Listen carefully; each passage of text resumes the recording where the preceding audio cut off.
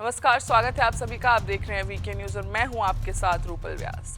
वैसे हम सभी जानते हैं मोरबी ब्रिज के हादसे में करीब 140 लोगों ने अपनी जान गंवाई है और पीएम नरेंद्र मोदी ने भी मोरबी जाकर दौरा किया है और वहां के लोगों से बात करने की कोशिश वो लगातार कर रहे हैं। मोरबी ब्रिज पर यह हुआ हादसा अपने आप में ही दिल दहलाने वाला है, पर वही वो कई सवाल भी खड़े करता है। आइए पहले जानते हैं कि सस्पेंशन ब्रिज या हैंगिंग ब्रिज क्या होता है और इसकी भार क्षमता का निर्धारण कैसे होता है। आमतौर पर सस्पेंशन ब्रिज या हैंगिंग ब्रिज पानी के ऊपर बनाया जाता है। दरअसल पानी में सपोर्ट पिलर को बनाना आसान नहीं होता। ये पिलर पानी में ट्रैफिक को भी प्रभावित करते हैं। ऐसे में पारंपरिक पुलों की तुलना में सस्पेंशन ब्रिज पूरी तरह से अलग होता है। यह ओवरहेड केबल में बना होता है जो रोडवे को सपोर्ट करते हैं। इसे स्पेन कहा जाता है। स्पेन जितना लंबा होगा पुल उतना ही लटकेगा।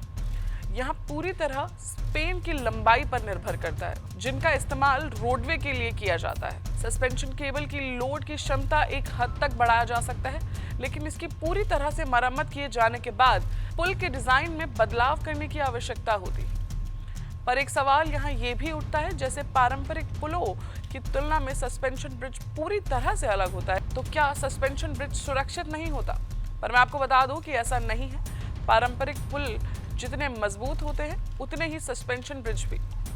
इन पुलों में सब कुछ ओवरहेड केबल पर निर्भर करता है। पारंपरिक पुल बनाने में जितना समय और लागत लगती है उससे बहुत कम में सस्पेंशन ब्रिज तैयार हो जाता है। इसलिए ये ब्रिज एक बेहतर विकल्प है। पर ये एक बड़ा सवाल है कि अगर सस्पेंशन ब्रिज सुरक्षित है और एक अच्छा विकल्प है तो मोरबी ब्रिज हादसा कैसे हुआ? इसके लिए हमें हर चीज की भार की क्षमता को समझना होगा। पुल हो या कुछ और, उसकी अपनी क्षमता होती है। जहां तक मोरबी हादसे की बात है तो उसके 3 से 4 कारण हो सकते हैं। हादसे का सबसे महत्वपूर्ण बिंदु है भार। जब बहुत से लोग एक ही जगह पर इकट्ठे होते हैं तो ये स्पेन पर दबाव डालते हैं। दूसरा कारण हो सकता है फ्लक्चुएट या वाइब्रेशन।